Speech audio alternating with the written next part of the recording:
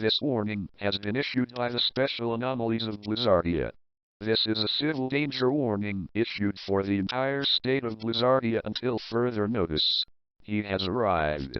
Our cameras have detected Frost Emperor coming out of the original portal with a Frost Prince and their army.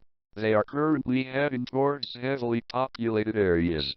The military, our containment team and law enforcement are on their way to intercept them. We advise citizens again to not participate as you are likely going to die, get infected or taken away by the Frost Hunters. After this broadcast is finished, please check again if your doors and windows are locked and barricaded. We will now repeat all possible ways to defend yourself if a frost or an ice entity gets inside your shelter. The easiest one is to hide and to not make a sound. They usually leave after they can't find anybody. If you are unable to hide, then hit them with a strong sharp object. But the best way is to splash them with boiling water.